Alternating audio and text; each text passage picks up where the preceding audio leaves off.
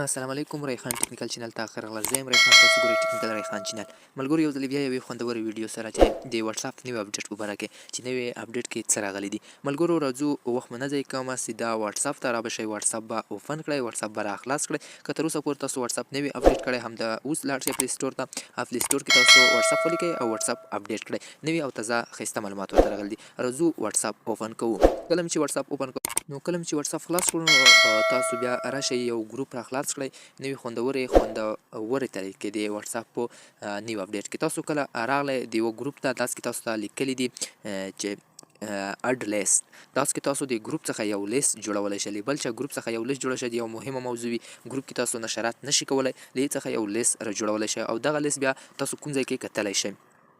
د دې لپاره به تاسو راشئ پر همدغه درې ډاټس بټن باندې به کلیک وکړئ بیا به تاسو راشئ پر سیټینګ بټن باندې به کلیک وکړئ سیټینګ څخه وروسته تاسو ته دلته لیکلي دي چې لیس په همدغه لیس باندې به تاسو کلیک وکړئ دلته تاسو نور لیس هم پکې جوړولی شئ کله چې تاسو دغه لیس باندې کلیک وکړو نو ملګرو ډېر خوندور اپډیټ ورته راغلی دی نور اپډیټونه هم پکې راغلي دي ټول درته اوس په همدغه ویډیو کې ښیم نو که تر اوسه پورې مو چینل نه وي سبسکرایب کړی چینل حتما در سره سبسکرایب او لایک بټن هم ورکړئ ملګرو دغه نوې خوندورې طریقې دي دلته تاسو له ګروپ څخه چې کوم کسان اډ کړئ زپای کړئ دلته تاسو ځون ته ګروپ را خلاصیږي او دویم درته فریوس مقصد اډ فری فار پروفایل اور ګروپ تاسو له خپل ګروپ څخه کوم کسان راخلی په همدغه ځای کې درسره ښکاري او ورسره جمع کولی شئ او دا ځای کې هم تاسو یو د خپل چاټ کسانو سره چې کومه تاسو جمع کوئ هغه هم راځي راځو بل یو خوندور اپډیټ ته چې څنګه اپډیټ ورته راغلی دی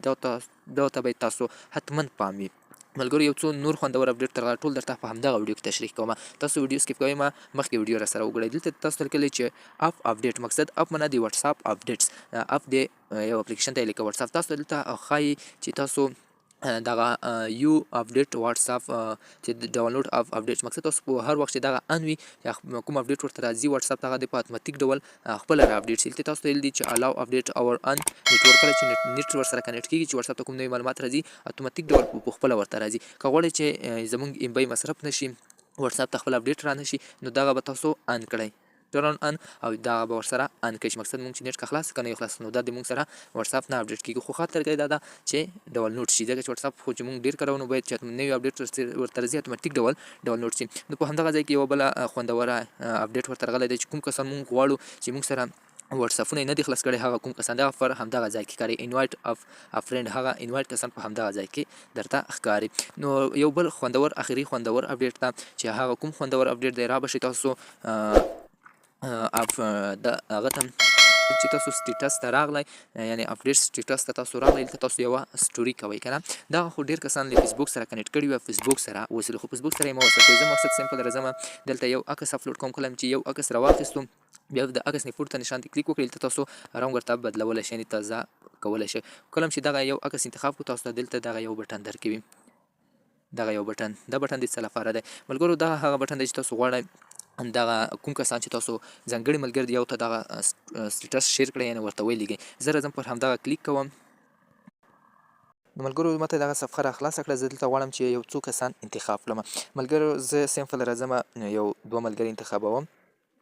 یو دا او بل دا درېیم انتخاب کړه راځم پر اوکې بټن باندې کلیک کوم کله چې پر اوکې بټن باندې کلیک وکړو دغه موږ سره خانه ډکه شوه